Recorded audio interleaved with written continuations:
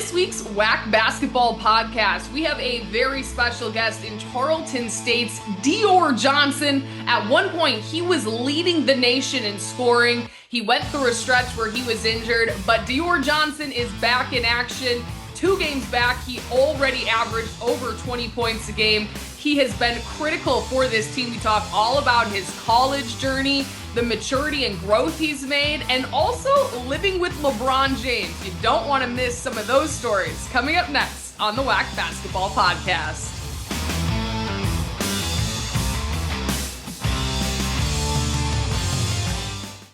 We now have Tarleton State men's basketball's Dior Dozen on the WAC Basketball Podcast. Dior, what a crazy season it's been for you. You've had some really high highs, and then unfortunately you went through a stretch where you were out for several games, about a month, but you're back in action. You've had 2 games back. You've put together over 20 points each of those outings. Take me through what it's been like to finally get back on the floor with your team again. It's been great. Of course, being hurt is very unfortunate for myself and, of course, for the team, the community. Um, I wasn't really on my feet because I actually had a foot injury, so that was the worst part is coming back. Having to shake off the rust. But I was always working out on my game in different ways that I could while I was out, or being strong on rehab. So I think those 2 games were big for me, especially before the conference tournament in Vegas to just, get my legs back under me. And to me, I was very rusty, to be honest with you. Didn't really feel like myself out there in both of those games, which I kind of vocalized to my coach. But it's about just playing through that and getting your legs back under you, getting your wind back under you, getting your rhythm back. And I think I'll be fine when Vegas comes for sure. And there were questions, would you be able to come back this season? I mean, there's so many guys on this roster that have been out a handful of games just throughout the season. What was your training staff telling you with how you were able to attack this rehab, that if you went through the process, there would be a chance that you could be playing in Vegas? Well, I knew I was definitely coming back to play. That was never a question. Even if my time would be a couple weeks past Vegas or a month past Vegas, I was definitely going to come back regardless. So I was just trying to give myself the time to feel healthy enough to play. I'm not at 100, and that's fine, but I need to be there for my team, which is the most important part, and that's what I'm doing. And I can't wait to get there in Vegas and play. We were talking with Coach Cyprian earlier, and we were looking at your games, the 2 games back. You had the most assists that you've had since December 16th. And I had asked, is that one of the things that Coach Sip is telling you? Hey, be that assist guy, start passing to some of the open guys. He said, no, I'm telling him shoot every single chance. Don't pass the ball. So what is it like to have a coach that's saying, hey, full throttle, just go to the hoop every time you have the ball in your hands? Yeah, definitely get the green light from my coaching staff, which is great to have as a player, which helps my confidence, helps my game. They put me in great situations to be effective and make plays. I think this is the part of the season where you need guys to step up. So and defenses are adjusting more. I'm noticing much more, double teams in non-ball screen situations than I have seen earlier in the year, which is normal because we're deep in the year. So people kind of, they have more of an urge to stop whatever you're trying to do. So I just feel like I need to kind of, get off the ball sometime when I see those doubles and get my teammates warm and going because this is March and we're going to need everybody. We're going to need everybody to have big nights and maybe nights that you haven't had before. So I'm just trying to, take my confidence and kind of my swagger and kind of put it into my teammates as much as I can and balance out still my scoring ability. You look at this season, I mean, you had a 4 game stretch where you had over 30 points a game. 2 of those games you were in the 40s, and you're obviously a huge role scorer for this team. I mean, when you step on the floor, this team just looks different. But you're also a guy that comes off the bench. You're leading the nation, you're coming off the bench. So, how have you attacked this season to which maybe you're in a different role than you initially thought, but you're also that spark plug that gives this team the energy? How do you handle that? Well, I'll shoot it straight to you. Our first game, I didn't know, if I was going to start. come off the bench or anything like that. I just, come in every day, work hard, and practice, do my extra work to make sure I'm sharp and confident and able to make shots for myself and for my team. Um, we played SMU, which was our first game in Dallas, and Coach Gillespie, he told me, I'm not going to start you. He said, but don't stop that from you being yourself. And I kind of just, took that as what it is. The game maybe started 10 minutes later. He didn't start me. I got in, I played well, and I don't know, I kind of just that was just what he did for the rest of the season. And I never questioned him, never asked him anything, kind of just always trusted Coach G. And I feel like he did what he thought was best for the team and for myself, and I kind of feel like it worked out. So thank you to Coach G for whatever philosophy he had when it came to that.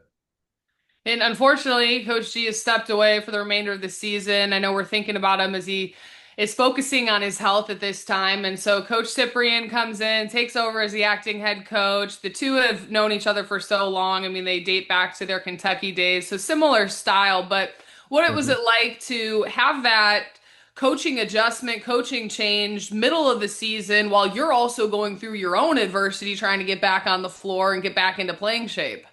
I mean, of course, I think it just makes it tough on a coach. Shout out to Coach Sip for just, taking the role and having the thick skin to deal with it because it's not easy taking over a whole team after you were an assistant. So I feel like Coach Sip has done a great job handling things how he has handled it.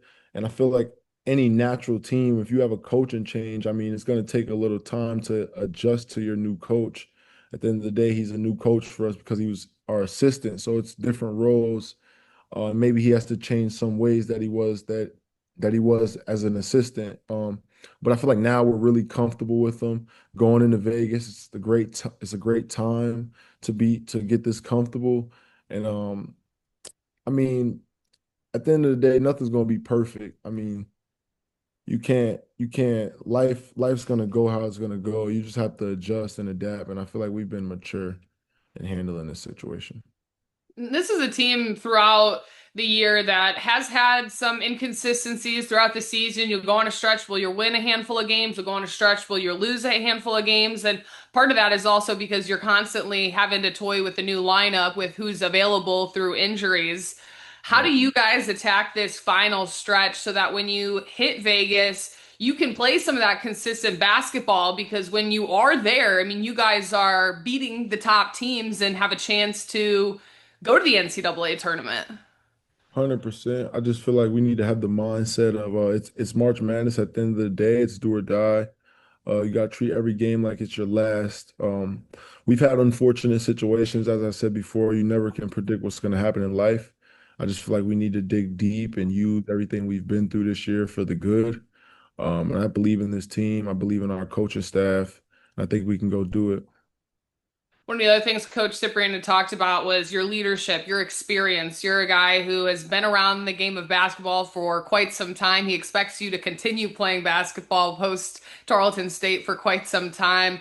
This is your fourth school. What have you learned throughout your career when you look at the young guy that just started college basketball to the player and person you've evolved? How do you Yeah. describe that journey? I feel like just learning the maturity and the discipline and approach you have to have to the game and the approach you have to have Monday through Friday in practice. Take every day serious, try to get better every day. And that's what I try to pour into these young guys here, how important it is to take every day serious to get better, even if you don't play. There was years that I redshirted, for example, at Pittsburgh my first freshman year, and I learned so much by just sitting there watching. And last year at UCF, played behind a great point guard in Darius Johnson. Didn't really play because he's a 4-year guy, had a lot of experience, but learned a lot from that guy. Learned a lot from Keyshawn Hall, which is a great scorer at Auburn now. So I feel like each situation I've been in, I was mature and I learned instead of having that ego. And that's why I try to point to these guys here, like I said, because I was once in their shoes. Um, and it's really helped me shape the person I am today and the player I am today. So I'm thankful and I'm appreciative for everything I've been through in all situations. I saw you're doing a new segment or a new thing called Dior Dozen, where you're talking to young kids and giving them life lessons. I don't know if it's new, but I just saw it for the Yeah, first it time is. It is. the It is. other Yeah. month. Take me through where you came up with that name and what's that been like to interact with some young players who definitely look up to you.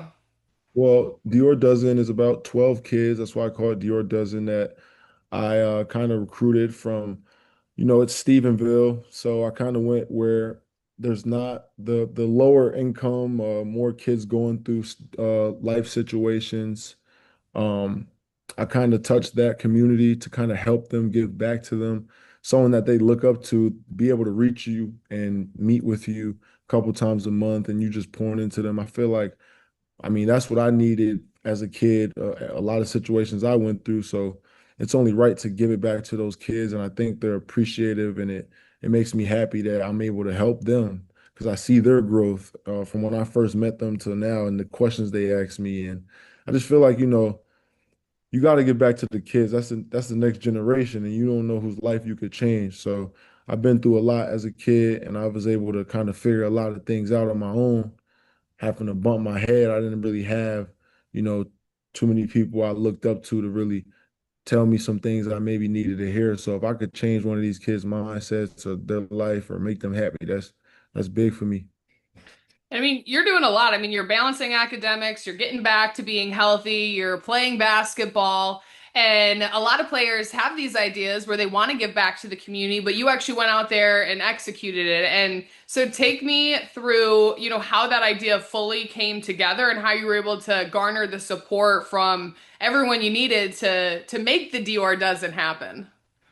Well, I teamed up with somebody in the community that, works heavily in the community and kind of helped me connect with the school, the kids from the school, or, I don't know if you heard about Big Brothers, Big Sisters program. I was in that when I was a kid, so I know someone that kind of is involved with that stuff, and I was very interested in helping out.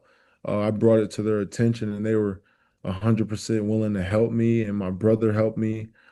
So it's been great, and the coaches were behind it because, of course, you need your coaches to support whatever you're trying to do in the community. So everyone supported it, the school, and it's just been great.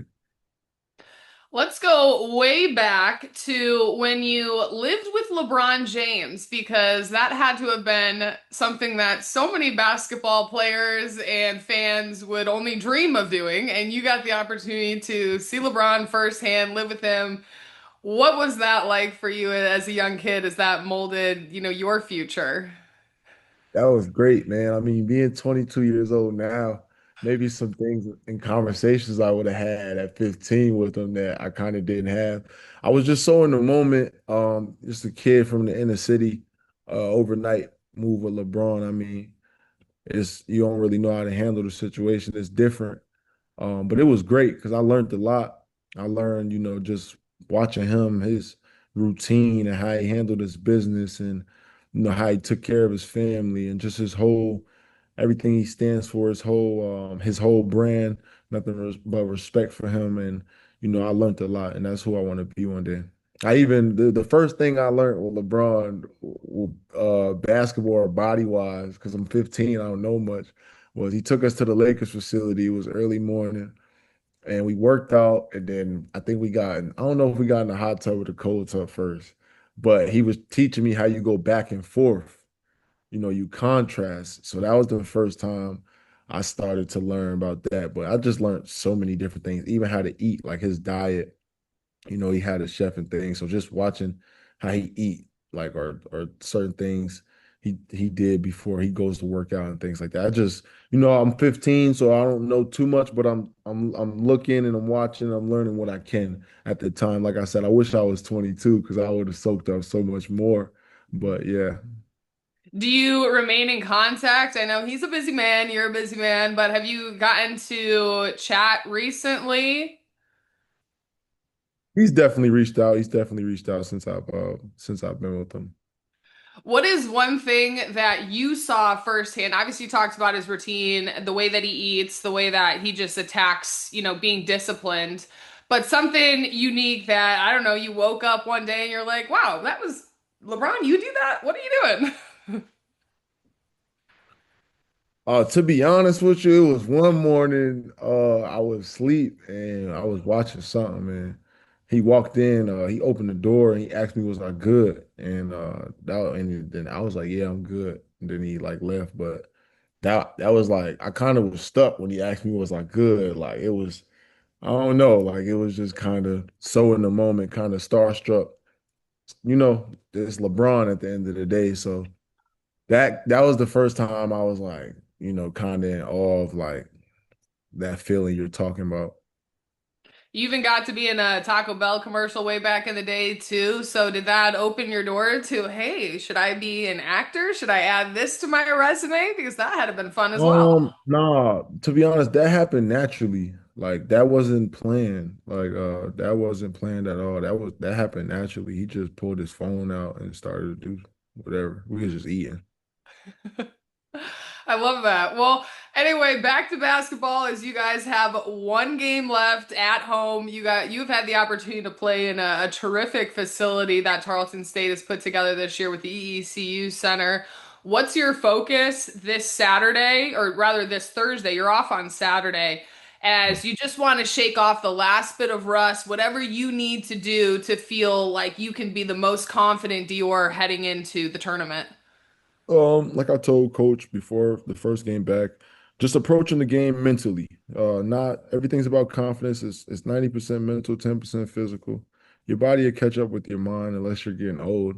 But just attacking the game like, I haven't missed a month and staying with my routine and keeping that confidence, staying strong on my rehab, making sure my body feels good, and I'll be fine. It's just about discipline and, repetition. Does it help you get that Saturday off on the schedule so a little extra time to rest? Or you don't even want that? You want to get more games in?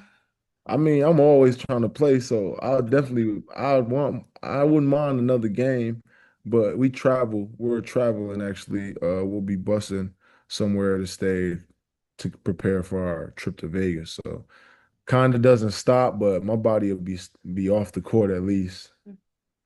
Well, Dior, it was great catching up with you, learning a little bit about your story. Best of luck as Tarleton State takes on UTA this Thursday. They're off on Saturday, and then we will see you in Vegas.